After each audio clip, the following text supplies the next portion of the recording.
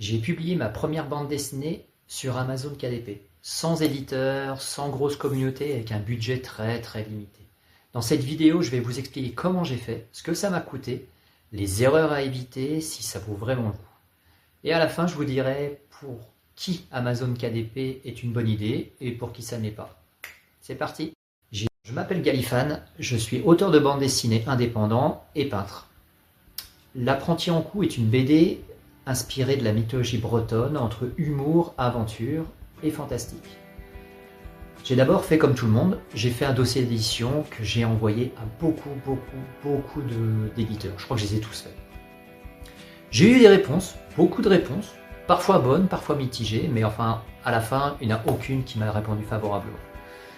Donc j'avais deux options, soit j'abandonnais le projet, ou soit, écoutez, je trouvais une autre solution. J'ai trouvé une autre solution, j'ai décidé de me tourner vers l'auto-édition. Alors l'auto-édition, j'avais plusieurs solutions via l'auto-édition. Soit j'ai commencé par faire une campagne Ulule, avec un financement participatif. Je vais pas vous cacher, ça a été quand même un échec assez cuisant. Parce que sans communauté, sans avoir une base solide, les campagnes, c'est quasiment impossible d'aller jusqu'au bout. Donc je me suis tourné vers Amazon KDP. Et là, j'ai commencé, je vais vous expliquer comment j'ai fait. Alors pourquoi Amazon KDP? Alors l'avantage de KDP, il y a beaucoup d'avantages et il y a aussi des inconvénients. Alors pour les avantages, pas de frais d'avance, pas de frais d'impression, c'est de l'impression à la demande. En gros, quand quelqu'un en a besoin, il va sur Amazon, il clique, Amazon imprime le bouquin et l'envoie directement. Ce qui veut dire pas de stock et pas d'envoi. Donc pas de carton à maison et pas de frais d'avance chez des imprimeurs pour pouvoir avoir du stock. Alors le processus technique. Alors chez Amazon KDP, déjà il vous faut un compte Amazon classique. Un compte Amazon. Ensuite, lorsque vous avez un compte Amazon, vous vous rendez sur Amazon KDP, vous rentrez toutes vos informations. Il y a plein de tutos sur internet pour comment créer un compte Amazon KDP. Franchement, je vais pas vous faire un tuto là-dessus, sauf si vous le demandez. Mais honnêtement, c'est très simple, c'est très didactique. Vous avez des pages, vous remplissez vos informations. Vous choisissez donc créer un nouveau livre. Ensuite, quand vous créez un nouveau livre, c'est là que les ennuis commencent parce que là, il va falloir faire des choix. Et le premier choix qu'il va falloir faire, c'est le choix du format. Alors le format, il faut se dire que quand on fait de la BD, en général, on fait des planches qui sont beaucoup plus grandes. Donc là, moi j'avais un choix technique, j'étais contraint, puisque moi mes planches, je les avais fait en format A4. Ce qui veut dire que pour avoir un niveau de détail un peu plus fin, il fallait que j'imprime un peu plus petit. Donc j'ai cherché dans les formats, il y a plein de formats sur KDP. Il y a plein de formats différents, ça c'est pas ce qui manque, vous avez du A5, du A4, des écarts intermédiaires. Moi j'ai opté pour le 6 pouces par 9 pouces, qui fait à peu près, alors j'ai noté, ça fait 15 cm,24 sur 22 cm,86. Donc ça c'est important que vous dimensionnez correctement vos pages. Ce que vous pouvez faire comme moi, par exemple, parce que moi j'ai fait cette BD, je l'ai créée sans avoir de logiciel super payant. En simple, j'ai utilisé Krita, GIMP et Canva. Canva, ça a été pour la mise en page, comme ça en fait, quand j'avais la taille de la planche, en gros j'ai mis la taille de la planche, plus les fonds perdus, ça c'est important, n'oubliez jamais les fonds perdus. Mais vous avez en fait sur la plateforme Amazon, vous avez en fait des modèles où vous savez combien de fonds perdus vous devez rajouter. Par exemple pour 6 pouces par 9 pouces, vous rajoutez 0,25 de chaque côté. Je mettrai éventuellement une incrustation d'écran du tableau. Il y a un tableau en fait où vous avez tous les fonds perdus qu'il faut rajouter. C'est super important parce que quand vous allez importer votre truc sur la plateforme, si vous n'avez pas les fonds perdus, ça va vous refuser, vous allez vous prendre la tête, vous allez vous arracher les cheveux. Et là, c'est pas le but en fait. Le but c'est de pouvoir faire son truc, son bouquin tranquillement et sans prise de tête. Donc le format, ça c'est important. Ensuite, il y a la couverture. Alors la couverture, comme vous voyez, vous avez deux types de couverture. Vous avez la couverture en rigide et vous avez une couverture, ce qu'ils appellent en brochet. En brochet, c'est la couverture souple en fait. C'est une couverture simplement souple. Pour les couvertures, c'est pareil. Il y a des choses à savoir. Par exemple, sur Amazon KDP, vous avez des formats, des formats à télécharger. C'est-à-dire que vous rentrez le format de votre bouquin. Vous rentrez absolument, ça c'est important, le nombre de pages qu'il contient. Parce que le nombre de pages, ça va en fait calculer la tranche. Et comme pour les couvertures en fait, vous devez les créer comme ceci. C'est un fichier en fait PDF mais qui va être d'une seule traite, d'un seul format, avec la quatrième de couverture, la tranche et la première de couverture. Ce qui veut dire qu'il faut que vous ayez au moins une approximation de combien va faire votre bouquin. Si votre bouquin fait, par exemple là, celui-là il fait 102 pages, si vous avez un bouquin qui fait 60 pages, eh ben, vous vous doutez bien que la tranche sera beaucoup plus petite. Et il y a un nombre minimum de pages. Sachez aussi que si vous faites un cartonnet comme ça, donc ce qu'ils appellent eux ils appellent pas ça un cartonnet, ils appellent ça un livre relié. Voilà.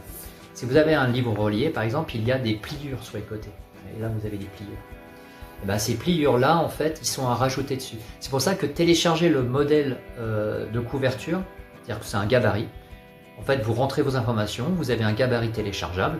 Vous prenez ce gabarit, vous ne prenez pas la tête, vous le mettez sur Canva. Canva, c'est très bien, franchement, Canva, ça fait vraiment tout. Vous mettez sur Canva.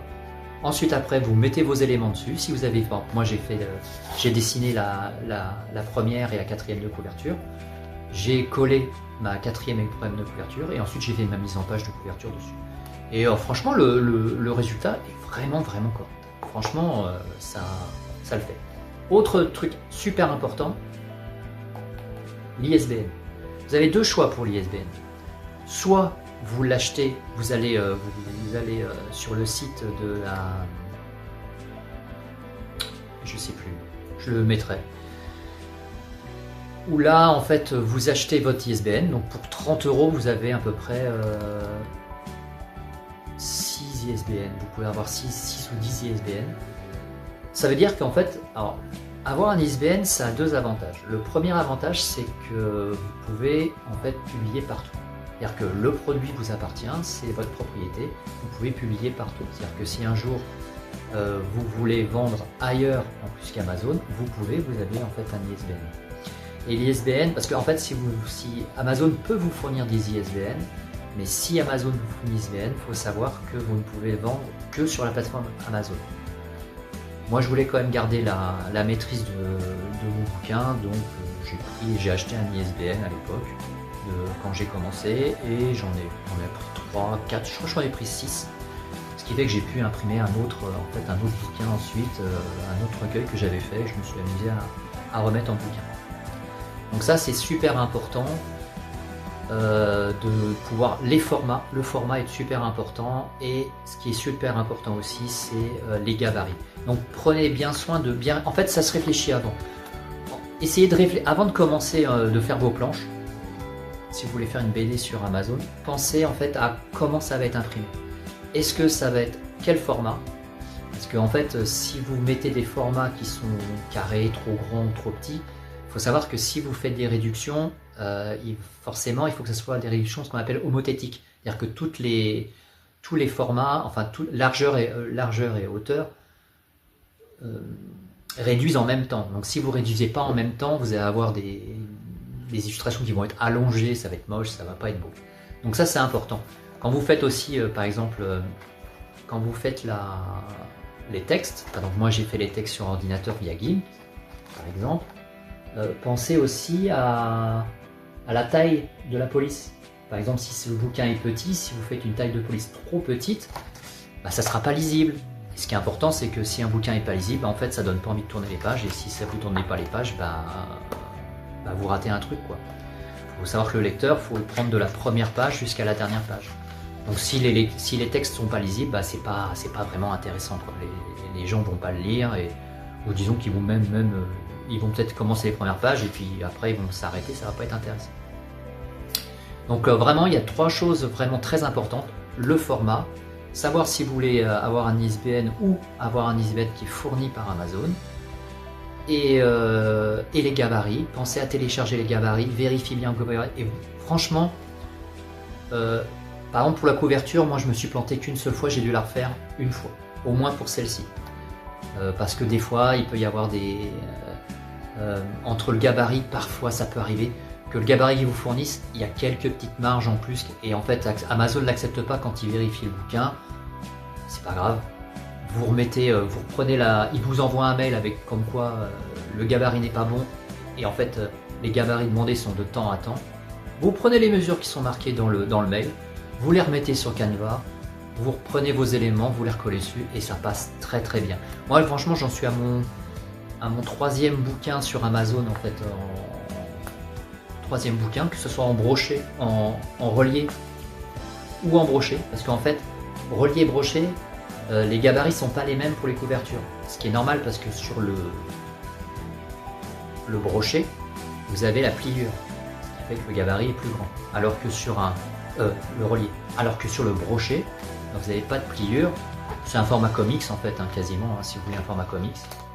Donc là, pour le coup, c'est vrai que vous n'avez pas les mêmes gabarits. Donc, les gabarits, le format, et après, franchement, c'est très très simple. Les coûts, les prix et la réalité. Alors parlons un peu chiffres. Ça, c'est toujours le plus. Pour un livre relié, comme ça, couverture rigide, il faut savoir que le prix de fabrication, pour un livre de 102 pages, donc comme j'ai fait 102 pages couleur avec... alors j'ai pris des pages un peu premium, hein, tant qu'à faire, avec des couleurs premium, c'est toujours mieux. Le prix de fabrication d'un livre comme ça, c'est 10,46 €.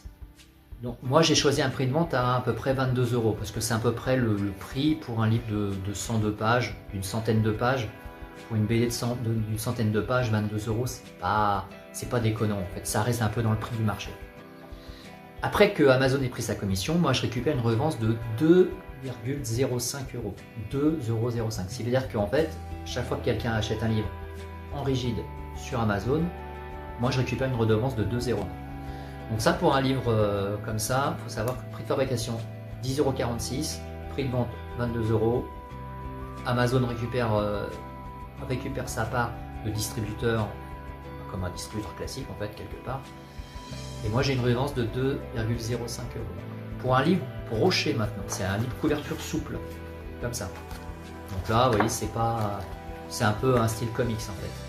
Pour un livre comics, enfin un livre broché comme ça, le prix de fabrication c'est 4,76 €. C'est vrai que là on peut se dire 4,76 €, c'est quand même avantageux.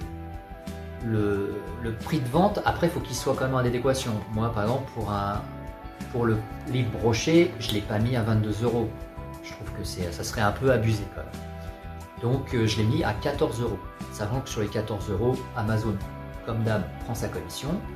Et moi je récupère une redevance de 4,76 €. Donc en clair, c'est vrai que si les gens achètent plus de livres brochés que de livres reliés, moi disons que je suis plus gagnant. Mais personnellement, alors c'est vrai que je serais perdant, je suis plus perdant, mais j'ai plutôt tendance à quand même pousser l'achat d'un livre relié, tout simplement parce que l'objet est quand même beaucoup plus beau, vous avez une couverture cartonnée, c'est quand même plus sympa. Bon, je gagne moins là-dessus, mais honnêtement, c'est quand même plus sympa d'avoir un livre cartonné qu'un livre souple comme ça. Même si les formats comics ont quelque part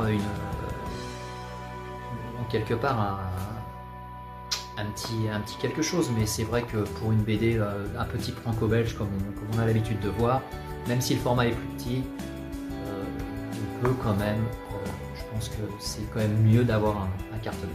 Bon, après je gagne moins, mais pour le lecteur, pour celui qui va avoir le livre en main, c'est quand même beaucoup plus sympa. Donc c'est clair que avec des redevances de 2 €, on ne devient pas riche avec Amazon KDP, ça c'est clair. Surtout avec une BD. Alors après, je sais qu'il y en a qui font avec des études de niche, qui font des livres avec des études de niche pas spécifiques, qui étudient beaucoup de choses.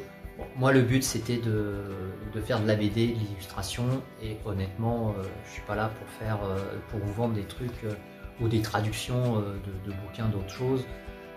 Moi c'est de la BD, donc voilà, je fais de la BD. Et avec la BD sur Amazon, on n'est pas milliardaire, on n'est même pas millionnaire pour le coup.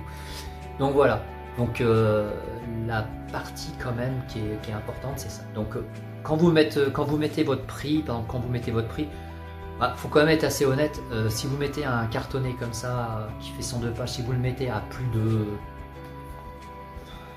25 €, honnêtement déjà je pense que ça va pas se vendre, sauf si vous avez une très grosse communauté et là ok il va y avoir du trafic. Si comme moi vous avez aucune communauté, très peu de moyens de communication, bon 22 € ça reste un prix quand même relativement abordable. Et si vraiment 22 € pour les gens c'est un peu cher, qu'ils ont envie de découvrir et que ils trouvent que c'est un peu cher, il y a toujours la solution du brochet qui est à 14 et honnêtement même à 14 ça fait le taf, hein. Ça fait le taf. Alors est-ce qu'Amazon ça se vend tout seul? Bon à mon avis vous connaissez déjà la réponse. Non, ça se vend pas tout seul. Et malheureusement, en fait, la partie de l'éditeur, en fait, ce que doit faire un éditeur classique, c'est vous qui êtes obligé de le faire. Donc vous devez communiquer. En fait, là, c'est toute la partie marketing, en fait. Ce que les gens n'aiment pas, et moi le premier. Qu'est-ce qu'on fait quand on a un livre comme ça et qu'il est disponible et qu'on a envie de le vendre? Déjà, c'est compliqué. Alors on fait un peu des posts sur Instagram, on fait des posts sur Pinterest, pourquoi pas. On fait on attaque des groupes Facebook. Alors faites attention aux groupes Facebook, souvent. Moi je l'ai vu parce que en fait moi je connaissais pas ce monde là et je me suis un petit peu, je suis rentré dedans quoi. Souvent le premier effet qu'on a c'est de se mettre sur des pages auteurs. Sauf que le problème des pages auteurs, c'est que des auteurs, c'est que des gens comme vous, comme moi, des gens qui veulent publier quelque chose, qui ne connaissent pas, qui veulent des infos, mais c'est pas des acheteurs, c'est pas des lecteurs. Donc en fait, peut-être intégrer des groupes de bande dessinée. Donc vous pouvez peut-être éventuellement regarder dans les librairies, regarder les librairies locales pour voir si vous pouvez en fournir. Il y a des librairies qui prennent de temps en temps, vous les présentez, vous prenez un petit lot, 3-4, et vous leur présentez. Et ce qui peut être fait, c'est qu'ils vous achètent 3-4 et vous vous mettez d'accord sur un pourcentage qui va être revenir pour le libraire. Donc la partie la plus compliquée, c'est le marketing, c'est la vente, c'est ce que tout le monde déteste. Et pourtant, on essaye tous.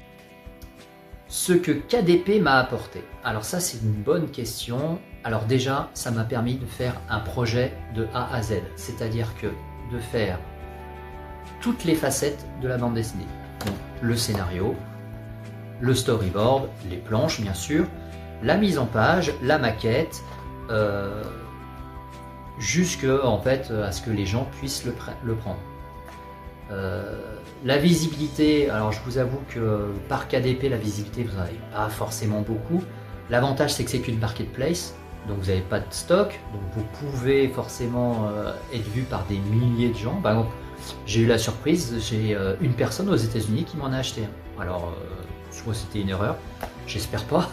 Mais en tout cas, il y a quelqu'un aux États-Unis qui m'a acheté un. Bon, j'en ai pas vendu, j'en ai dû vendre une cinquantaine pour l'instant, donc c'est pas non plus quelque chose de. C'est pas encore foufou quoi, mais c'est disponible, pas de stock. Ça permet de faire un projet jusqu'au bout, et je pense que ce qui est le plus important, c'est que un projet, une bande dessinée, pour qu'elle existe, en fait, pour qu'elle soit finalisée, il faut qu'elle existe et qu'elle soit imprimée et distribuée. Après, qu'elle se vende, c'est une autre chose, mais au moins qu'elle soit imprimée et distribuée. Comme ça, après, vous avez fait une première BD et vous pouvez en fait penser à votre prochain projet. Et moi, par exemple, là, je suis sur le tome 2, où je vais changer de technique. Alors là, c'était une technique. Si ça vous intéresse d'ailleurs comment je l'ai fait, moi, si vous me dites-le en commentaire, moi je pourrais vous faire une vidéo sur comment je l'ai fait. Et franchement, j'ai pas de matériel, j'ai une table lumineuse, une feuille de papier, un ordinateur un peu vieillot, des logiciels gratos. J'ai pas fait, franchement, j'ai aucun logiciel payant. Et franchement, avec les retours que j'ai, vous voyez, c'est quand même pas trop mal quoi. J'ai eu des bons retours, on m'a dit que voilà, il y avait quand même, ça faisait pro quoi. Alors le plus important c'est toujours le découpage, mais ça c'est pareil, c'est de la narration. Donc vous pouvez faire plein de choses avec des logiciels gratuits, jusqu'à avoir en fait un objet physique. Et il faut se dire une chose, c'est que on a beau vivre à l'ère du numérique, les gens aiment bien avoir en fait un livre dans leur bibliothèque. En fait, quand vous êtes dans vos bibliothèques, vous existez pour eux, vous êtes chez eux. Donc faire un livre physique, c'est quand même vraiment très bien. Donc pas de risque financier, ça c'est important. Voilà, en fait, j'ai pas fait de dette, j'ai rien payé à part mes crayons, mes stylos, et l'électricité. Mais sinon, la connexion internet. Mais à part ça, j'ai rien payé, pas de stock, j'ai pas payé d'imprimeur, j'ai pas eu la mauvaise surprise de recevoir des livres qui étaient abîmés. Si vous voulez les vendre, par exemple en indépendant aussi dans les salons ou autres, ça vous pouvez le faire. Vous pouvez acheter des exemplaires auteurs sur la page, par exemple sur votre page KDP, vous avez la possibilité d'acheter des exemplaires auteurs au prix de fabrication et non au prix de vente, ce qui est quand même plus intéressant. Voilà, donc pour ceux qui sont intéressés, la BD est disponible sur Amazon, je mettrai le lien, alors comment on fait déjà? Ah oui, comme ça, en description. Vous avez la possibilité de l'acheter en broché, en relié, je m'y ferai jamais, en relié, en broché, et j'ai même éventuellement sorti une autre petite BD. Alors ça c'était en fait une BD que j'avais faite je crois que c'était il y a 2 ans, et en fait elle est restée dans les cartons, et comme j'avais réussi à faire le projet de mon apprenti en coup, comme ça, je l'avais fait jusqu'au bout, bah, j'ai décidé en fait de l'imprimer aussi. J'ai pas fait vraiment beaucoup de pub là-dessus. C'est une BD de science-fiction dans un style un peu différent, c'est plus un style comics. Voilà, vous avez un peu un style comics avec voilà. Alors la colo a été faite toujours par ordinateur, ce qui va être différent pour le tome 2 de l'apprenti en cours, puisque là en fait sur l'apprenti en cours pour le tome 2 ça va être des planches qui vont être faites, chaque case est faite d'ailleurs, parce que je suis en cours de réalisation, chaque case est faite à l'acrylique et au pastel, en un peu plus grand format. Ensuite après tout ça est assemblé par ordinateur, plus les textes par ordinateur.